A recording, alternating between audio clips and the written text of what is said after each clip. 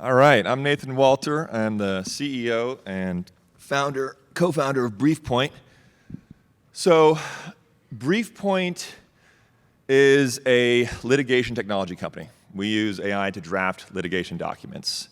And I started Briefpoint because as a litigator, I was often confronted with a sort of moral conundrum where I would have to talk to my clients who were being sued for maybe less than $1 million and explain, hey, I know you're not liable, but if you fight this, the amount you'll pay any attorney to prove you don't owe them that million will quickly eclipse the $1 million you're being sued for. So you can make that sort of financial balance on your own. This culminated in a really rough mediation one day where 8 hours in this small conference room, the opposing counsel who was suing my client had no case. The opposing counsel legitimately, at the end of the 8 hours, broke down in tears in front of the mediator and my partner, and we're looking at each other like, what the hell? Because all of his arguments had been expired. He had no case. And after sort of sobbing a little bit, this is a true story, he gathered himself and he said, I don't care. I don't care that I don't have a case. I'm going to go to court. I'm going to bang my fist on the table, and I'm going to cause so much damage that you're going to be begging me to pay the $100K I'm suing today. And he sort of brought this known mechanic, this known injustice. He put it into words, and by naming it, it made it very infuriating to me. But no matter how mad it was, he was right. And so he walked away with $100,000. It was after that mediation that I decided that I was going to do something about this. So I bought a book like How to Python for Dummies, and I started teaching myself how to code with the intent to automate the rote work that nevertheless composes a vast majority of my clients' litigation budget so that my clients could fight for longer. But Python for Dummies is only 300 pages, and it doesn't tell you how to make the infrastructure for a robust AI company. I needed a team. I played a lot of video games, and I still do. One of the guys I played video games was a lead engineer at Relativity eDiscovery, and that's how I met my co-founder, Chris Maffin. He and another team, and Bridget, had worked together on a startup before, and we all got together and hit the ground running developing Briefpoint. Now, morals aside, you can't just sell attorneys a product because it's going to make them less money. You need to develop a product that they love. So the work that we target is not fancy motions for summary judgments. In fact, we don't even do briefs despite our name, which is another problem, but anyways. We automate the most boring rote work. We take very advanced AI and we target the dumbest stuff so as to wipe that work off the face of the litigation workflow. And we do that so that attorneys love our product. And they do. The way that we make them love the product is not only automate the rote work, the attorneys also need to be able to use it. Attorneys really don't like using tech they don't understand to use. They don't like feeling dumb.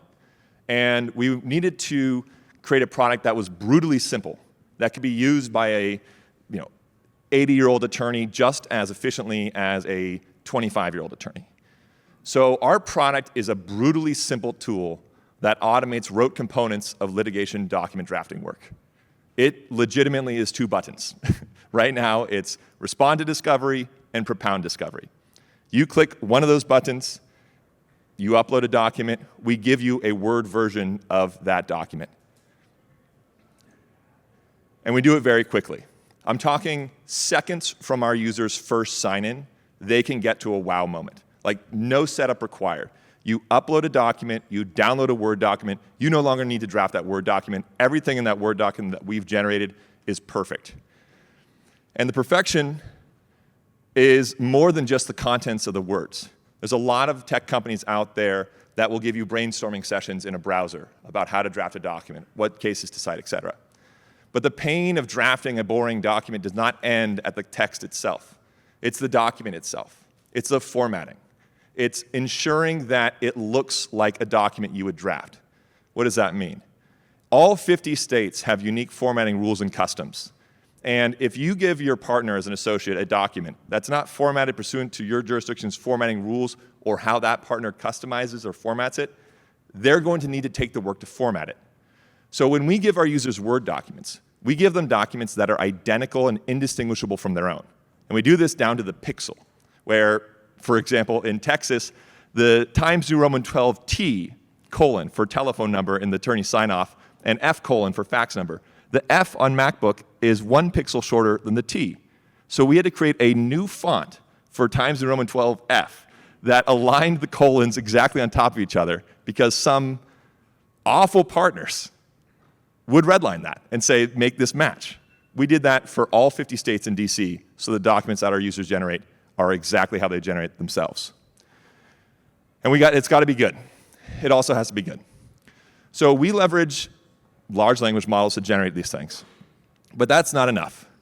We leverage other systems that we have patents for that improve the work product quality, including an adversarial system that checks every single argument we write for objection, and if it detects an objection, it rewrites that request to evade objection.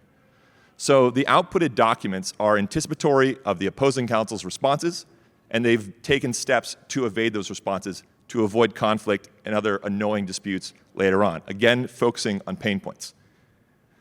We all know the legal tech market is big. I don't really need to belabor this point, but it's blowing up. Our plan and our go-to-market strategy is a target, land, and expand strategy, where we focus on a niche pain point, in this case, discovery, responses, and requests. We solve that pain point in its entirety, and then we expand our offerings to cover other documents, building on the trust that our users already have, and building wallet value as well. That allows us to expand. Specifically, we're doing small, so we're going SMB and moving up. We're doing SMB because as a legal tech founder, I've seen a lot of legal tech companies die waiting on AM Law 500 to close a deal. I didn't want that. We've closed deals in as little as 8 minutes after first contact. Pricing is aligned with that.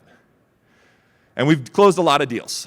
So we're only in California until Q1 of this year. 82% of all our customers are still in California. In Q1 of this year, we launched to all 50 states. We're a little bit over 700K ARR, 18% month-over-month growth. In the last few months, we've reached the top 1% of all B2B SaaS company sales growth over 500K, like of industry, legal tech or not. We've done this in predominantly one market with 0 salespeople, just basically inbounds and me doing demos. And this is all done, again, just from solving a niche pain point. My ask today is, well, we're raising money. We're raising a seed round right now so that we can fuel our national expansion, go beyond California, get into other states, build out the product and the offerings, and importantly, hire a salesperson so I don't need to do all the demos every day. In conclusion, Briefpoint, advanced AI, dumb work, great growth, and we're raising. Thank you all for your time. I appreciate it.